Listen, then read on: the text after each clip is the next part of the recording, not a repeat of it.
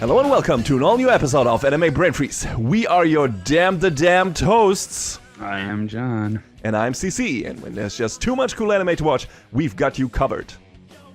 Today I will once again dive into the world of the occult, where alien spirits and monsters of all kinds linger to snatch your soul, or worse. So join me and two of the most likable protagonists you have ever seen as we brave the wild waters of the new hit show, Dandadan. Since it's our season finale, John and I will of course give you our picks for best of the season. First things first, let's tackle a couple of leftover shows in the quick and the dead. So pack your best running shoes in case you are forced into a game of tag with a high-speed cursed spirit. Don't get too depressed while protecting your golden balls at all costs. And definitely don't pause the pod. We'll be right back.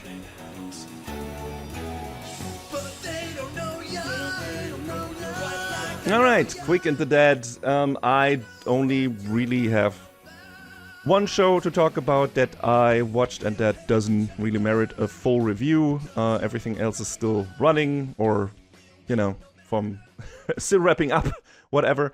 Or is gonna get still another season. And so that's of course Blue Lock Season 2. The Return of Soccer Squid Game.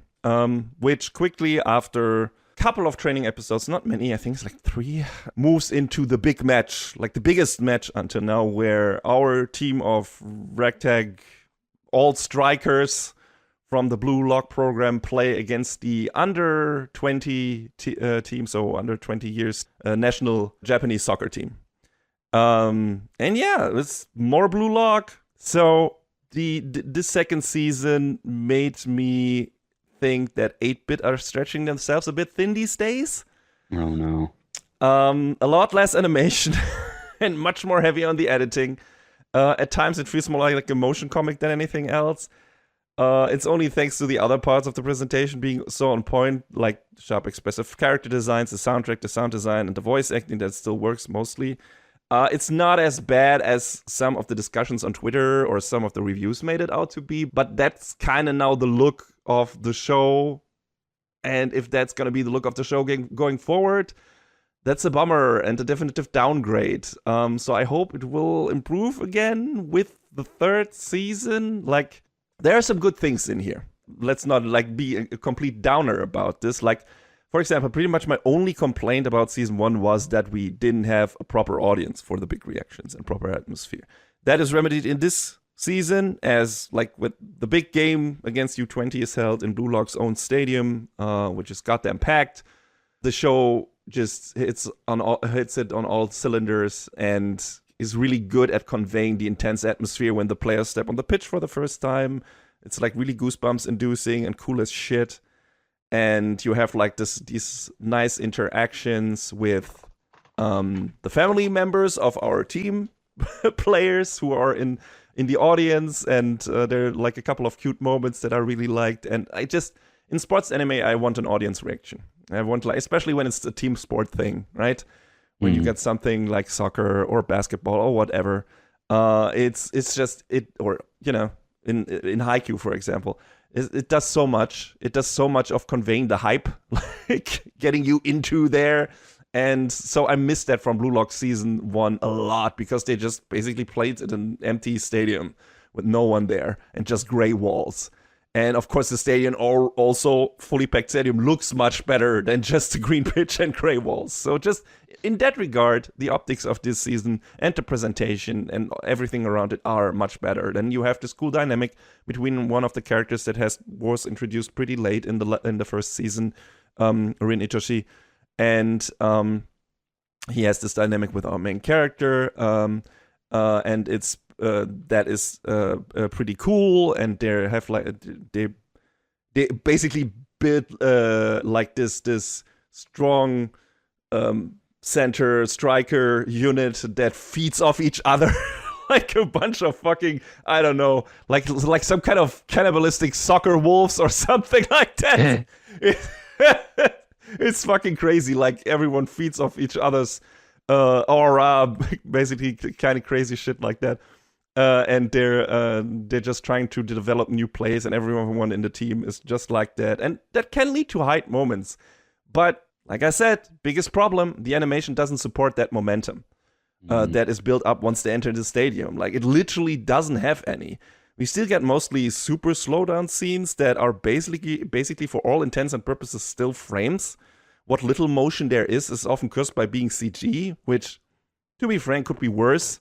It's at least fluid, but it also feels like it's severely lacking a punch. It's not choppy or anything, but like a lot of other TV CG stuff in anime feels too floaty and weightless. And you want those shots and explosive maneuvers to have a feeling of impact. This doesn't have any of the oomph from season 1. So outside of some special moves like Bachira's special dribble, there was nothing really standing out at the start of the match. Not even the image of a snake suddenly materializing on the field, like as a visual metaphor for U20's main defender stopping Blue Lock's play dead in its track. That wasn't integrated into the presentation with the same insane panache that, season 1 was so good at delivering.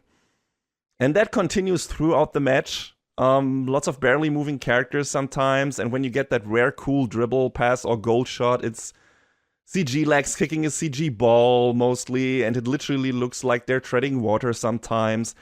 A lot of snazzy effects and intense expression are there on the character faces, and you have the rocking soundtrack, like I said, you have the great voice work by the voice actors. They all try to compensate for that, but they just can't. Especially if the big moments of season 1 are relatively fresh on one's mind, and it's not been that long that I watched that. And that's a bit of a bummer. We know this show can look better because we have seen it 1 season ago. And to be absolutely fair, one of our favorite shows, JoJo's Bizarre Adventure, sometimes partially has these issues as well, where there's very limited actual animation on characters in a fight. But the big difference is all the stuff that needs to have impact in JoJo's does, in 90% of the cases. Like, David Production just knows how to underscore the big moments and make them shine, despite the limited animation. And also, JoJo's characters' designs are a lot more complex, so you just need to have the right people at the helm who know what matters, and Blue Lock Season 2 apparently didn't. At least when it comes to the actual plays. That's too bad. Yeah. There's this incredibly funny scene I had to screenshot and put on Blue Sky with a full frame shot of the face of Japan U20's Captain Oliver Aiku and him saying, "You're not moving, Blue Lock." And I was like, do they know? Oh, no. And if so, does that make it better or worse? But yeah, I don't know who exactly of the crew changed. I think I read somewhere that a lot of the people from season 1 moved over to work on a Reincarnated as a Slime movie, and that would make sense to me. That would explain a lot. So yeah, again, you got some good stuff in there. Like the first goal for Blue Lock by Nagi is pretty damn cool, and that's because it employs the same explosive, traditionally animated style as in season 1. Big surprise there. More of that would have been nice. There are some of that sprinkled in between through the season. There are some really cool hand-animated plays and so on. But, in terms of pure volume, there's not as much cool stuff in this season as there was in season 1. But that was a cool shot. That was a really cool shot. And also his one-liner is super cool. Right after he makes a crazy dribble trick and right before taking a shot, he says, "Nice to meet you, Japan. My name is Nagi Seishiro." Which is then followed by the explosive goal. That's very cool shit. And the crowd reaction is appropriately huge. That's what I want to see. It just sounds so ridiculous. It is. But that's the shit that I want to see in my ridiculous sports anime, right? That's what I come here for. Like, I mean, I also like the realistic stuff, but if you give me something outrageous like Blue Lock, that's these are the moments I want. And they're not enough in the second season. To be fair, it's also shorter runtime. It's like only 12 episodes, while the first season had 24. So maybe that also feels like maybe in terms of when compared in terms of base screen presence of cool moments, maybe the percentage isn't even that much lower, but there was just more episodes in season 1, so there was more time to put cool stuff in there. I don't know. But yeah, it's still Blue Lock. It's still super fun. Like, you have these, the evil old geezers of Japan's Soccer Association want to crush the ambitious young team of Ego and his silly new ideas. I mean, they're actually silly, but they're cool, so you get the idea. And it's just like super villains on both sides, I guess. And despite all my complaints about the animation, the match is still very exciting. And like I said, you get a cool brother dynamic between Rin and Sai. Like, Rin is on the side of Blue Lock, Sai is on the side of the U20 team. And they had a falling out as brothers when Rin always following after his big brothers in his brother's footsteps. And they made this promise where Sai is going to become the #1 striker in the world. And Rin is going to become the #2 striker in the world, right next to his big brother. That was his dream. And then his brother kind of went back on that and decided, no, I'm not going to do it anymore. And Rin felt betrayed, and now he wants to use this match to kill his brother. That's literally what he says. He doesn't want to kill him. He wants to kill him on the field. But he literally says, I'm going to kill him. It's so stupid. I don't know how you could differentiate that. But okay. He wants to kill him with his cool plays, John, with his awesome soccer skills. Sure. It's awesome. I love it. It's so stupid and it's so much fun, and I wish it looked better, or at least as good as it is in season 1. You know, you can't have everything. Maybe the next season will look better because the full staff is at hand again, and they can deliver just like they did in season 1. And again, there's some really cool moments sprinkled into the second season, definitely. I just wish there were more of them. Just from the perspective of the animation, not story-wise. Story-wise, there's enough there. There's enough character there in the character department to feed on and everything. Enough cool moments, but it would be nice if they looked a bit better, just in general. So we'll see. I will still watch season 3, of course, because I'm enjoying this show so much. But, you know, if I'm just hoping the production values go a bit up again in the next season. We'll see. Please, 8-bit, manage your distribute your available personnel better. Yeah, we'll see. Yeah. John, what do you have? TASUKETSU. Mm-hmm. Boy, this show tried to be a lot of different things, and it started off real interesting with this like death game thing that I talked about, and it had this first or second episode twist where the main character died, except he didn't actually. Okay, I mean, and then everyone is trying to play 4D chess against each other, and this, Jesus Christ. I finished watching this show. I don't understand most of what happened because of all the plotting and scheming that was going on. Didn't really make one lick of sense.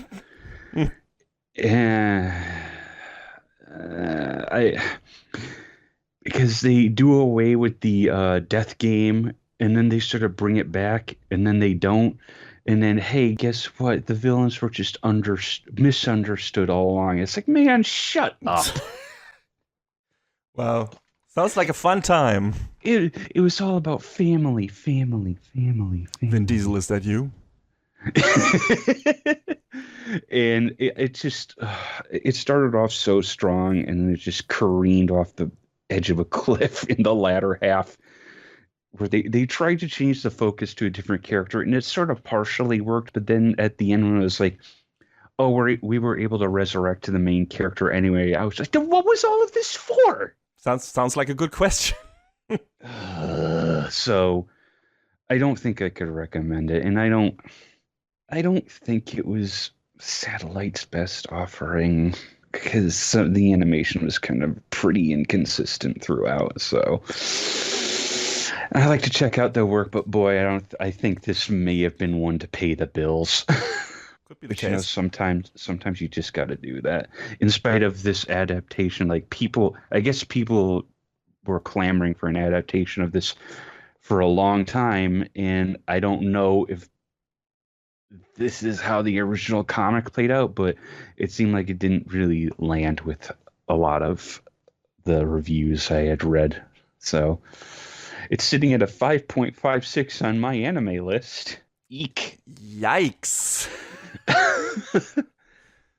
So, you know, that's not a strong vote of confidence. That surely was the thing. Like, I really wanted to like this show, and I stuck with it to the end, and it wasn't worth it. Don't watch this show. I don't intend to, but thanks for the warning. Yeah, I mean, I feel like we don't say that too often because I don't like saying that, but boy, oh boy. Yes, we want to be mostly a positive podcast. We want to encourage people to watch more anime. That's why we're doing this. Like, hey, if you don't have time to watch this, here's this cool show. Maybe you want to check it out. It's always a bummer when we have to tear into a show, really, unless it's funny to tear into it. Sword art. Yeah. But, it's always like when there's a show where it's like, hey, this could be cool, and it turns out not to be, it is always a bummer. Especially when it just train wrecks itself. Oh, Yeah, that was that. What else was there? It was Magilumiere, which was, the cute magical girl workplace comedy I had been watching. It was neat. And I guess it's coming back for a second season at some point because they ended on a little bit of a cliffhanger where I guess these creatures that are sort of pop up all over the place, these kai, are sort of learning how to evolve. And, they're the magics. They are pulling a Borg and adapting to the magics that are being used on them. So, oh boy, you got to pull out an even bigger gun than the last one. Well, what does that mean? I wonder if that could be an allegory for something. One wonders. But, the characters were still pretty charming all the way through. And, it was very bright and colorful. So, hey, sure, great. I'll probably check out season 2 for that. JC staff, I think, worked a little bit on it. And it's amazing when they actually put in effort. Sometimes they do that. Can you believe it? I can. I mean, there's a new Railgun season on the way, so I guess they'll be putting an effort on that again. So, So yeah, I think that was a fun, breezy watch, and I'm looking forward to more of it. Nice. Love Live Superstar season 3. I mean, I don't know how to talk about Love Live anymore, but the girls go to China. They put on a big show there. They encourage one of the girls to keep being an idol. 5 of the girls graduate from high school and they leave the school up to the new generation, and that's that pretty much. Not really as poignant as like some of the other Love Live shows, but still enjoyable for what it was. Still pretty. Sunrise is still, doing the good work that they do on Love Live. So, and the last one is Ranma Half, which is also coming back for a second season at some point. But boy, this was also really fun to see because never having watched the original, seeing how ridiculous and goofy this show was a lot of fun. What was it? I think it was Mappa. Mappa definitely put in the work on this one. They hopefully they're still not killing their animators, but old habits die hard. Yeah, we'll see. But I'm glad you're enjoying it. Like, I mean, considering you haven't really watched the old show and everything, and that brand of kind of old school comedy still works for you. Yeah, I mean, it was silly and it was a really quick 12 episodes, so got to meet we kind of got to speed run meeting a lot of the characters, and I feel like the fact that it went as fast as it did worked in its favor.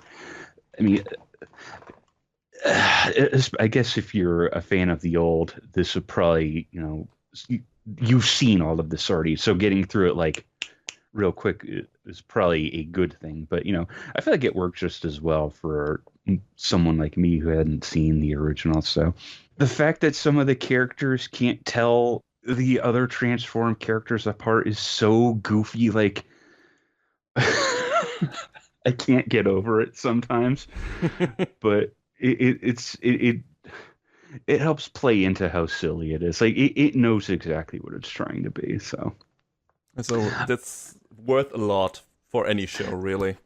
Yes. So I like it. I'm looking forward to more of this goofiness. And hey, good times. It was good times. It was fun times. It was silly times. But I think that's everything for my Quick and the Dead. Just to blow through them as quick as possible. So some exceptions aside, it seems like you had fun with the shows you picked. So there's that. Yeah, pushing TASUKETSU Yeah, aside. Everything else is good stuff. Not you! That meme format. Yeah. But yeah, that's it for the quick and the dead. So let's move over to our, I guess, second and final review of this season.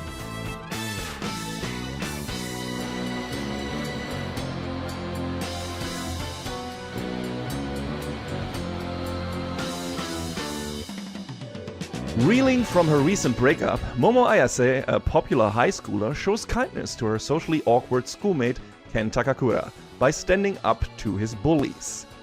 Ken misunderstands her intentions, believing he has made a new friend who shares his obsession with aliens and UFOs.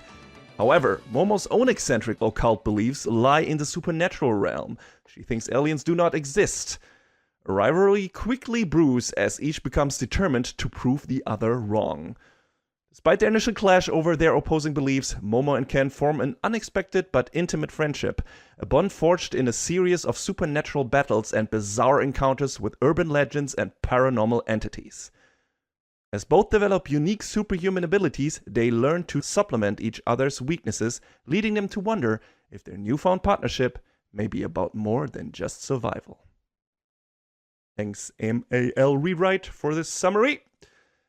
Dandadan is a manga by Yukinobu Tatsu that started publishing in Shonen Jump Plus in April 2021. Counts at this point 18 volumes and is still running.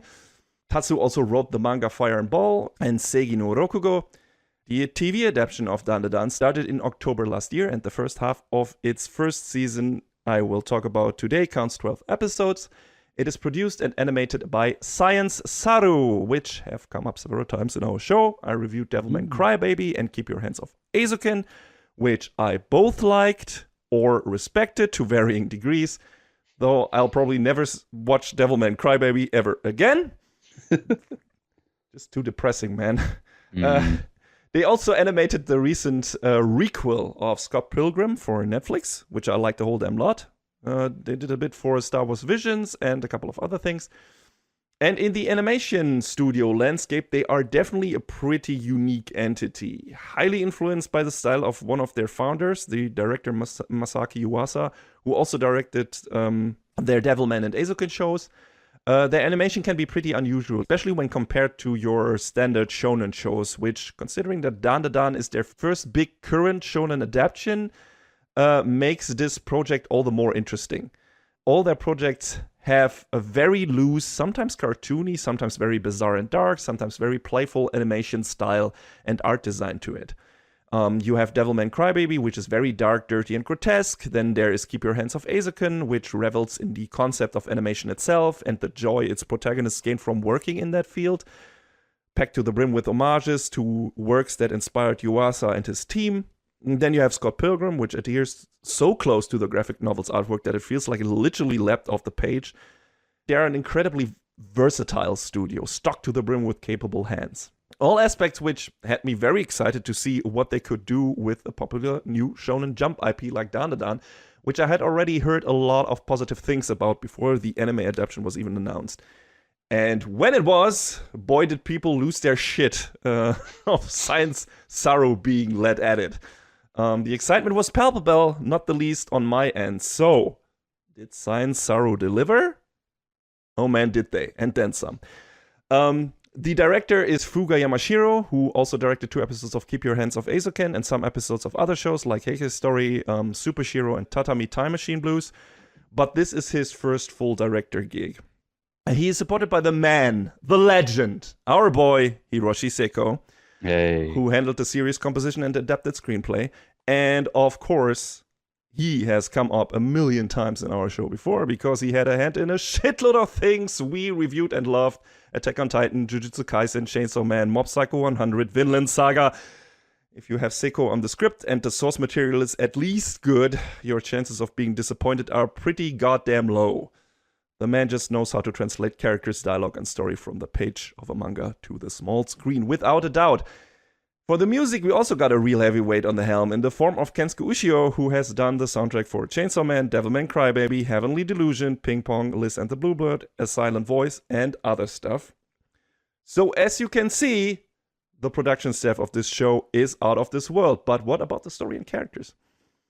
Well, first we have Momo Ayase, our main girl, voiced by Shion Wakayama, who voiced Yume in Dandadan, and Maria Renard in the Japanese dub of Castlevania Nocturne, apparently. Who knew? And a bunch of other stuff, of course. So Momo gets dumped by her boyfriend because she is broke and doesn't want to put out. That's shitty. Not of hers, but of him. She has a bit of an aggressive, confronting nature when something annoys her. Like when he breaks up with her, she immediately tries to kick him to the head. Give him a good old boot to the head.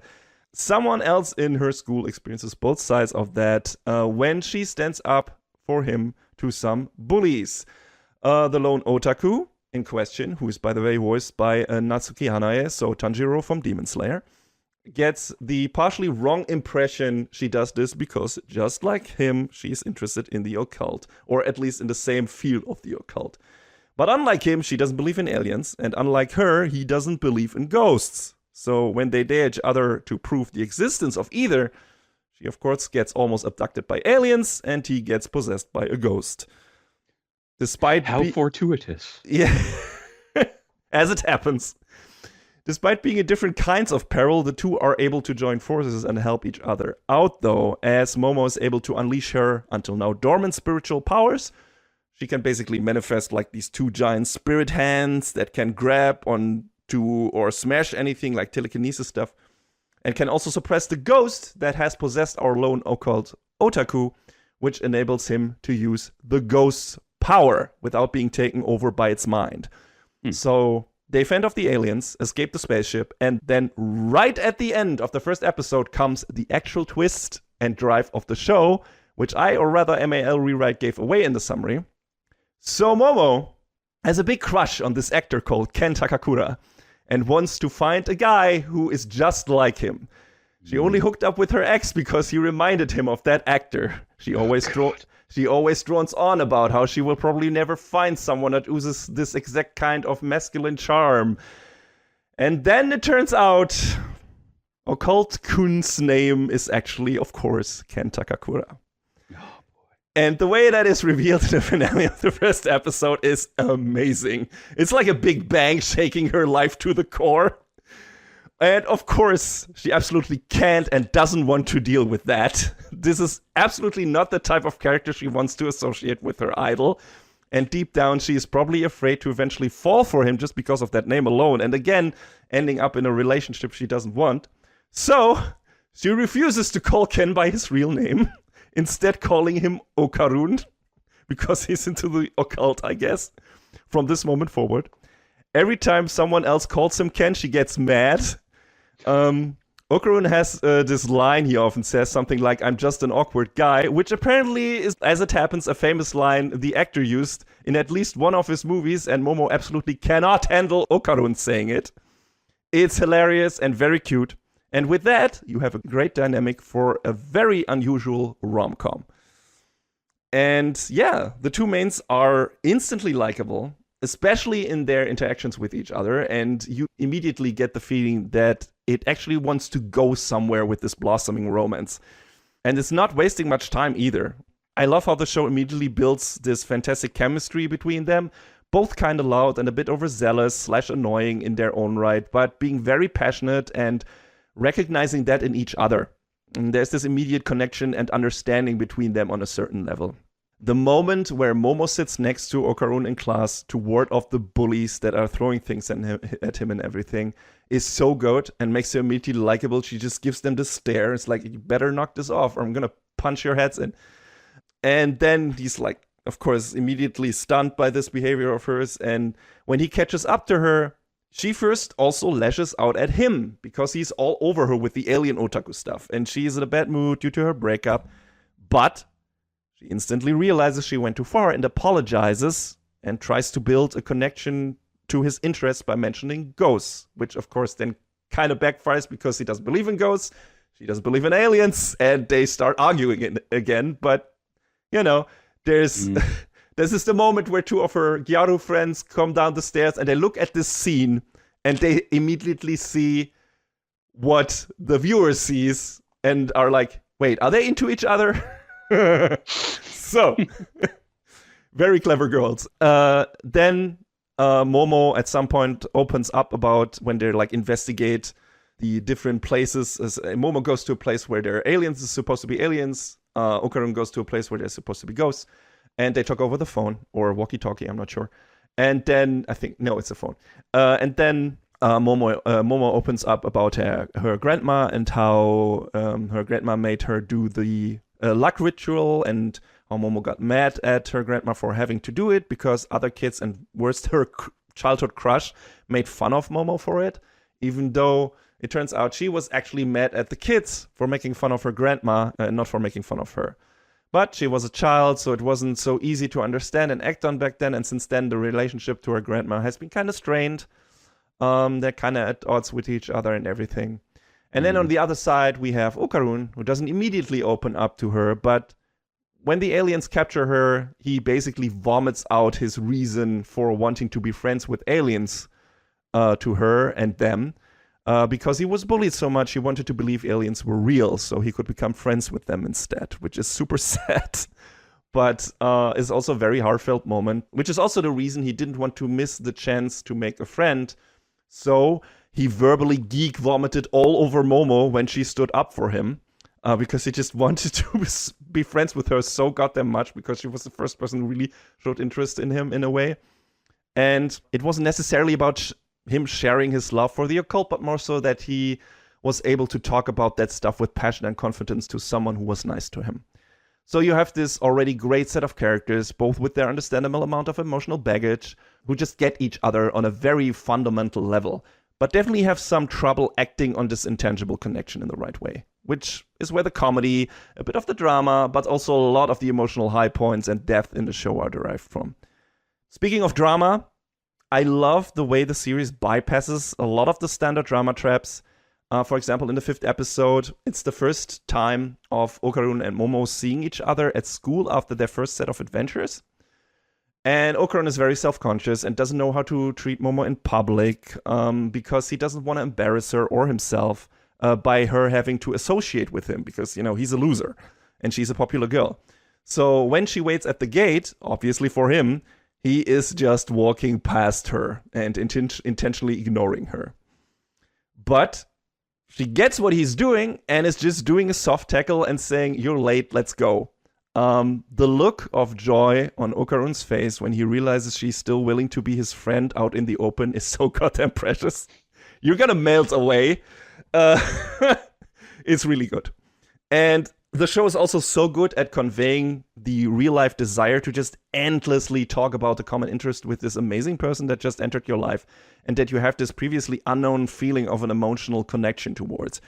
Both of them can barely tolerate sitting in class because they can't see and talk to each other since they are in different classrooms. It's so goddamn cute. And don't get me wrong, there is drama in this rom-com, obviously. In the same episode, actually. And misunderstandings. Not my favorite plot device, as you are aware, John. No, same. But you know what? These misunderstandings are resolved in the course of one episode every time, and you'll never guess what outrageous tool the show uses to accomplish that incredible feat. What do they do? It has the characters just talk to each other to clear things up. What? Crazy concept. I know, outlandish. Wow, that's... Yes, it's out there, I know. Novel. Although, I gotta say, it's a bit ridiculous that due to all of his fascination with finally being able to make a friend, it takes Okarun several episodes to notice that Momo is cute. Like, what the hell? I mean, you know, sometimes people are like that. Yeah, they don't, really pay attention to the physical. I get it, but like, making friends is cool, but you should definitely be aware when you made a hot friend. Come on now. So we got these two, which are already enough to carry the show, to be honest. But then you add some other cool characters into the mix and things really start popping off. You got Momo's way too hot grandma Seiko, who is, as already established, a spirit medium.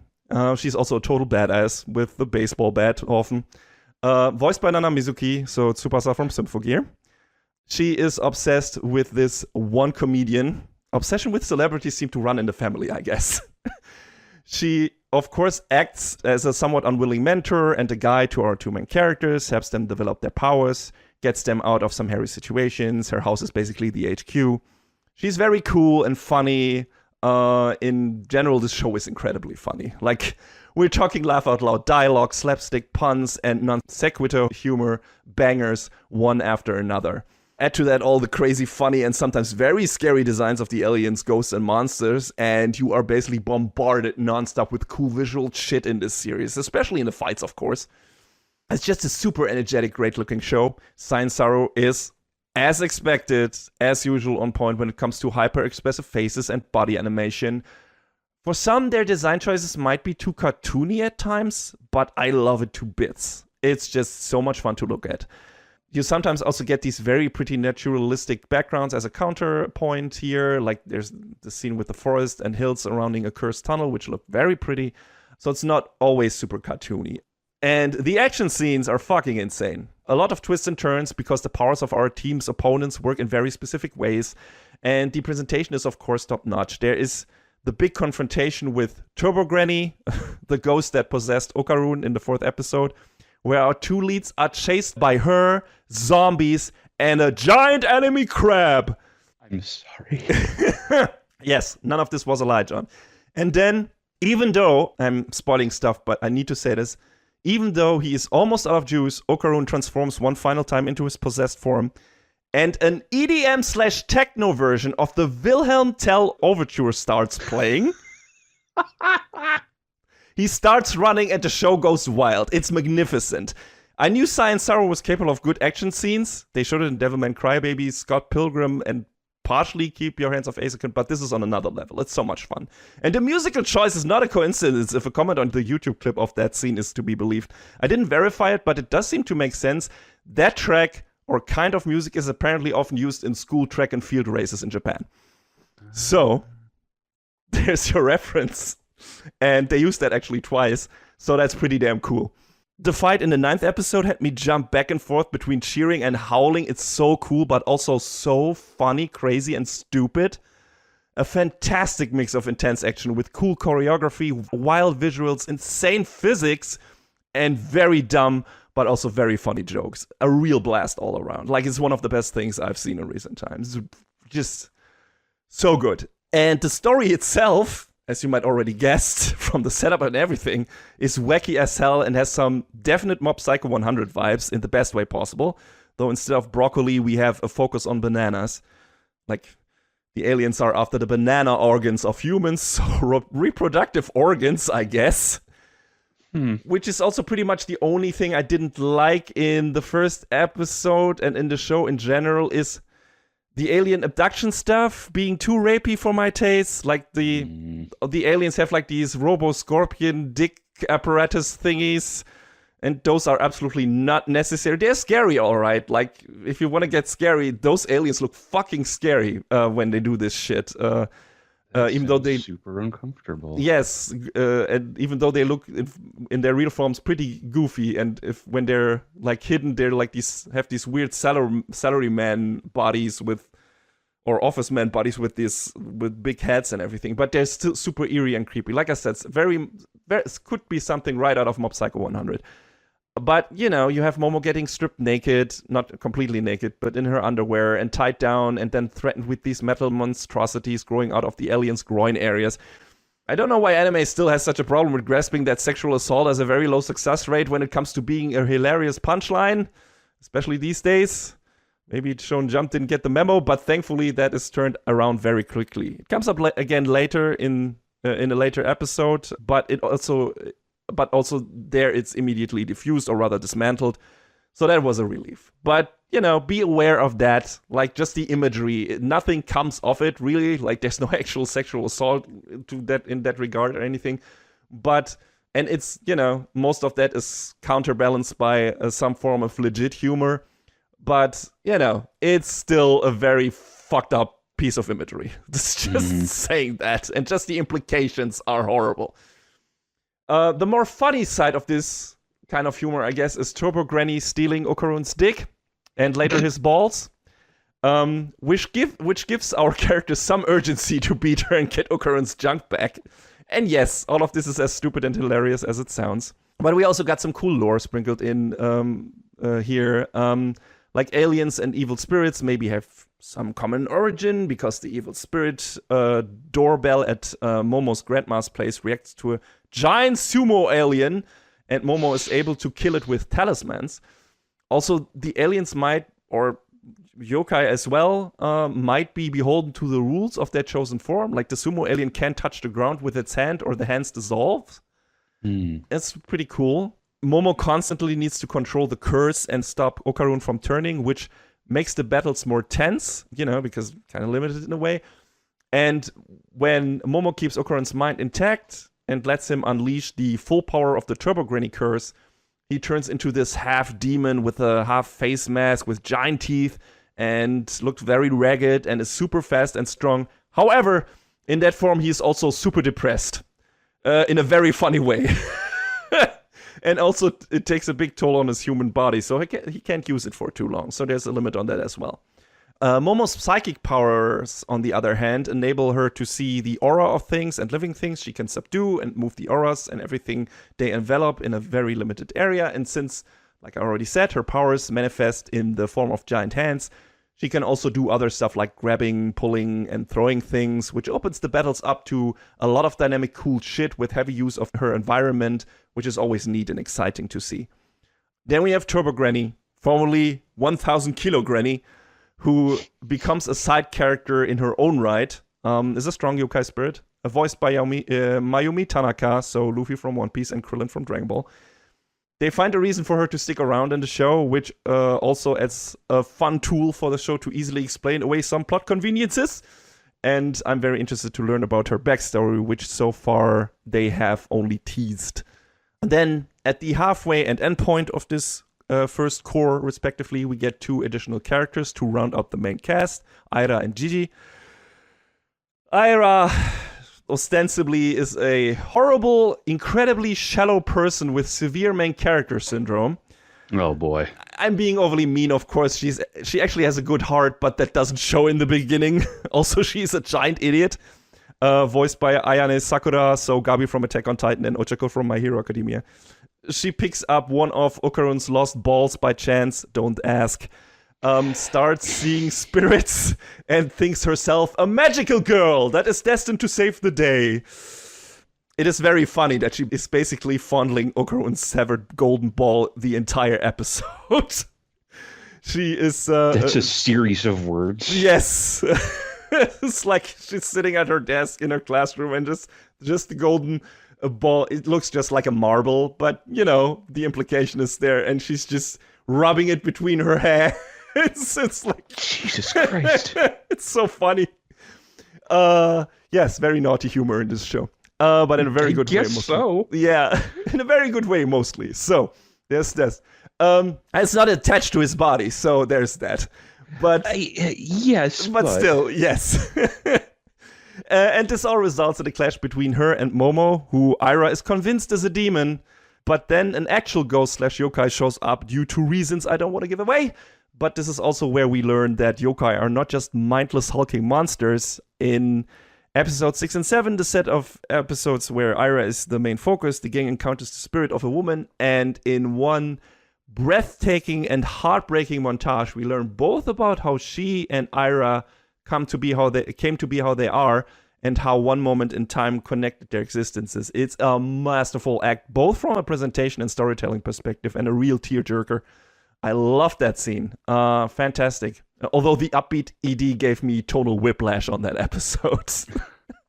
Even outside of that, the ED is great. The OP is great too. And especially the ED, I let always run from beginning to end because it's really, really fun.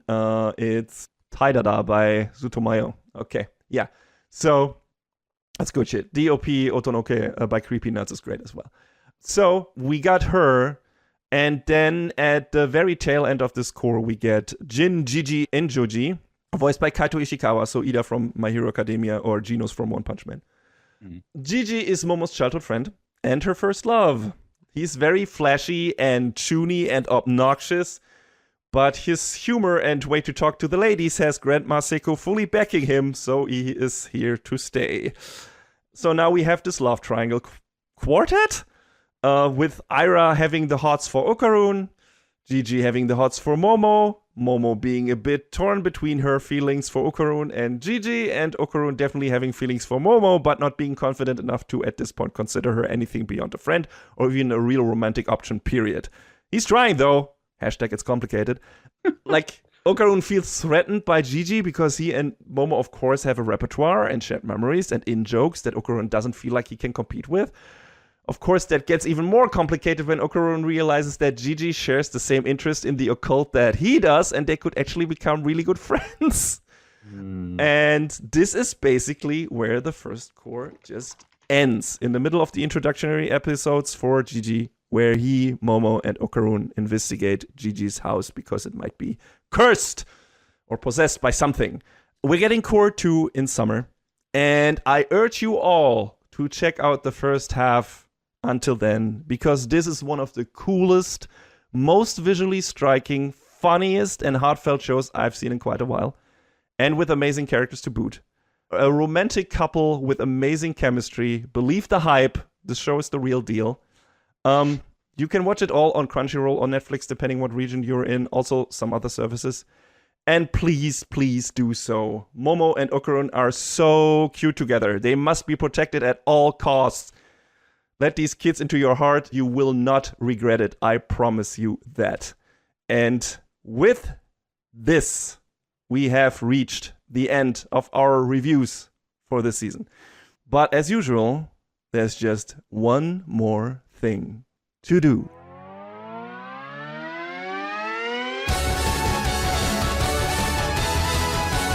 Best of the season! All right, John, best of the season time. What you got? I mean, we only have 2 shows, so... Yeah, the choices are a little limited. Yes. And I mean, there's always the stuff in The Quick and the Dead, but, Yes. I don't feel like a lot of that really stuck as much as... Of course, nothing like that ever really sticks like the stuff that we mainly talk about. Yes. So, I mean, it sounds like you had fun with dandadan. I did. And we both thought mecha-ude was, a good time. We did. So I guess my pick is mecha-ude. Yes, and my pick is dandadan, obviously. So, that makes it pretty simple. I mean, mecha-ude was a lot of fun. It moved like 1,000,000 miles an hour, but it worked surprisingly well for that. Mm-hmm. And, it was... I still am like, boy, it was really cool to see this like little Kickstarter indie project get turned into what it is. And I think, they did a good job. And I don't know if it's possible to see more of it because, the story was what it was. But, if the studio comes back to do other things in the future, that I'd like to see. So I would like to see both. I would like to see them do other stuff, but also I wouldn't mind another season of Mechanical Arms. I mean, if they can make it work, yeah. Yeah. I mean, they teased some potential story development stuff in like the very end credits of the final episode, where it's like, hey, this is where it could go next. This is what could happen. And I wouldn't mind to see a full season of that. So we'll see. I enjoyed that show a lot as well, and thought it was super fun. So yeah, definitely more of that studio. More cool Kickstarter projects that turn into actually cool full shows. Yeah. Just do that. Make that happen. I want these success stories. And yeah, I mean, I just fucking fawned over dandadan for quite a while, so you already know everything there is to say about that show. I am so looking forward to when it continues in summer. Maybe I will be able to convince John to catch up with me. I will do my best, listeners. I mean, will. Maybe I'll try. I mean, there's actually a surprising number of spring shows I want to at least look at, but Same. Yes. We'll see what happens. I'll see what sticks, and I'll see how much time I have. Yes. But either way, please, dear listeners, check out any of those 2 shows, both preferably, because they're worth it. And they're also small shows, both only 12 episodes, I think. Mechanical Mecha-ude also only had 12, right? Or was it 13? It was 12, yeah. 12. So, see, there you go. Quick watch for both of them, and then you're just in time to caught up to check out the second half of the first season of dandadan. And I'm So excited to see where the show is going next. And yeah, I guess that's it for this season. We're probably also gonna have a short season against next time. Although 1 episode more probably. So, we'll see you soon for the sneak peek of spring season 2025. And until then, enjoy springtime, I guess, and see you soon. See you then, everyone.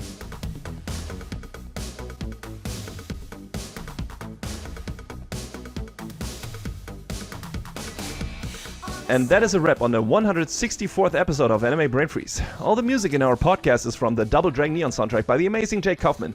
Please go to virt.bandcamp.com and check out his awesome work. Find us where all the podcasts live, but also check out animebrainfreeze.com for our review index and more.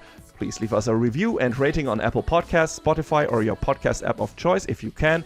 Follow us on the socials or send an email to animebrainfreeze@gmail.com. We would love to read your feedback. Thanks for tuning in. We hope you had a good time, and please join us again on our next episode. Macht's gut. Take care, everybody. Next time on Anime Brain Freeze. It's a mystical adventure In a demonic wonderland.